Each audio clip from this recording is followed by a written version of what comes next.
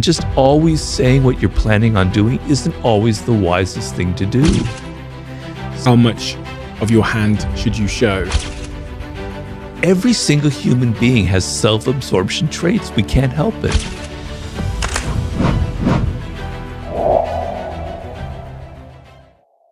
The other point I found really curious was point 3 about concealing your intentions. And Yeah. I find this curious because I've never really known where to land on this when people ask me for advice on the subject matter about how much of your hand should you show, whether it's in business or life or whatever. There's a group of people that think you should always just keep everything you're doing and your intentions totally secret, because then people might copy you or they'll attack you or whatever. And then there's another school of thought that says when you're building something, when you're doing something, when you have a mission, you need to share it with as many people as possible, because that will galvanize people to come along with the journey with you, and they'll want to support you and help you. So when I read point number 3 about concealing your intentions, I wanted to ask you about what you think about that. Which side do you land on? Well, everything depends on circumstances. So the laws are never meant to apply to every situation, right? So when it's with your own team and you're trying to inspire them and you're trying to give them a vision, you try to get them on your side, yeah, you share your vision with them. You share, this is where the group is going. This is where I want things to be in 3 years. Let's all get together. We're trying to do something very positive for the world. Okay, here's my plan, right? But then there are circumstances where revealing everything about what you're planning to do is actually very counterproductive, right? So the business world in the 21st century is extremely competitive. It's getting worse and worse by the day. As more and more people now are entering the power arena, and I think it's a great thing, where it used to be just a realm where only older white men had power, and now the doors have opened to everyone. The level of competition is that much more intense, particularly now even with the internet. You have rivals out there. You have competitors out there. Even as we talk right now, maybe you're not thinking about them, but they are. They're looking to steal your ideas. They're looking to take your business away from you, et cetera, et cetera. Just be aware of that phenomenon. And just always saying what you're planning on doing isn't always the wisest thing to do. Sometimes, if you're in a tricky situation, putting people off the scent and giving them a red herring and saying, I'm planning to do this when in fact you're planning to do that.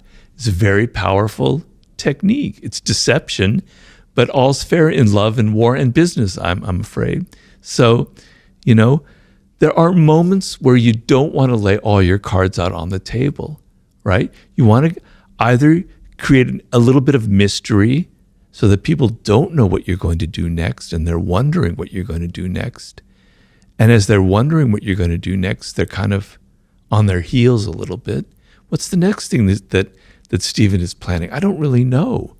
Wow. It's a very powerful approach.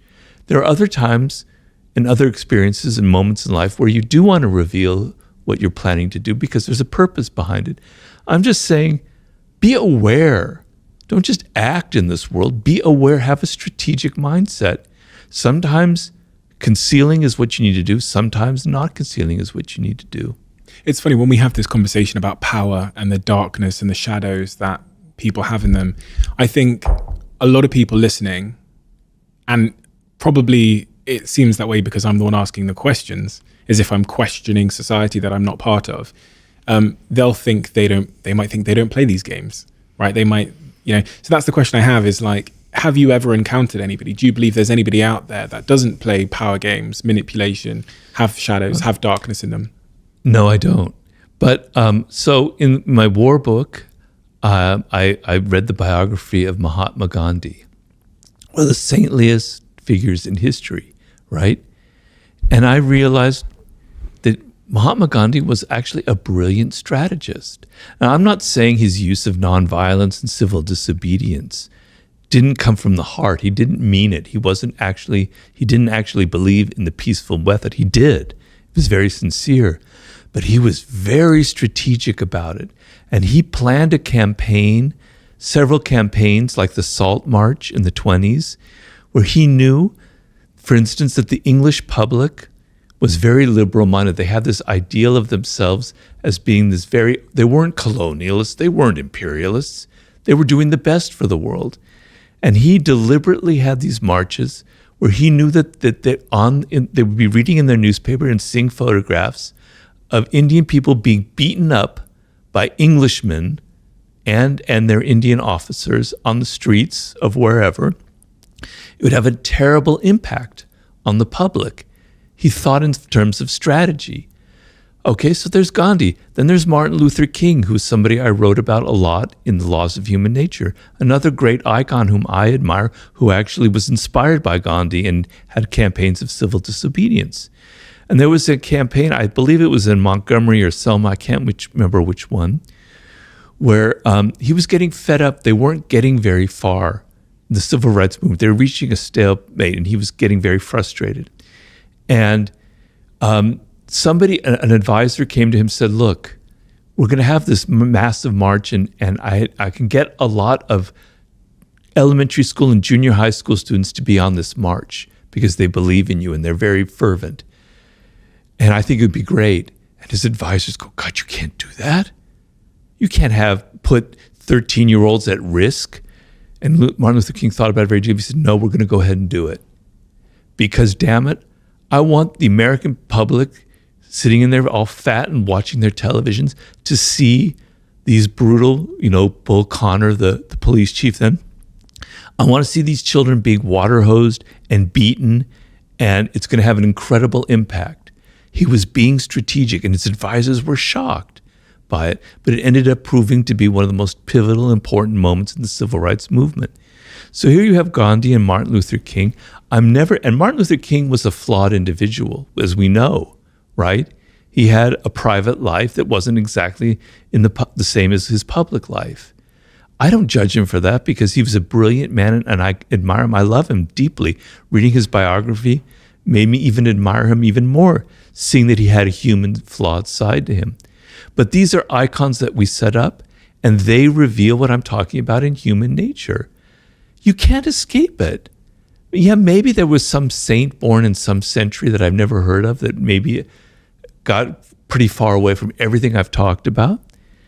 But, we all have this idea, like in The Laws of Human Nature, I write about irrationality, envy, aggression, or narcissism. Narcissism is a good one. Oh, they're a narcissist.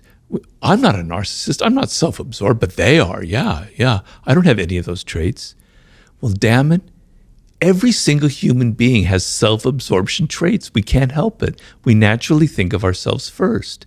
Yes, there are people who are much deeper narcissists in life, no doubt, and there are toxic narcissists, but we all have a touch of it.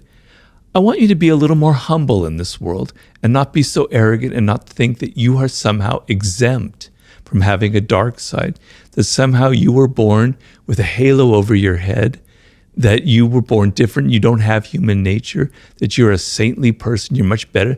Get rid of your moral superiority because I find that deeply offensive. We are all cut from the same cloth. We all have the same flaws. And when you look at yourself, and when I wrote The Laws of Human Nature, I'm going, damn it, Robert, you have a dark side. You're a narcissist. I had to come to terms with my irrationality, my grandiosity, my aggressive instincts. But it's the only way to change yourself is to be aware that you have these issues. I have the narcissistic tendencies. Now I see it. All right. Now when they pop up, I can control it better. I can say, damn, Robert, you're being too self-absorbed here. Think more about the other person. But if you go around in life thinking, I don't have any of these problems, I'm not a narcissist, you're never going to have the awareness to stop the fact that you are actually one.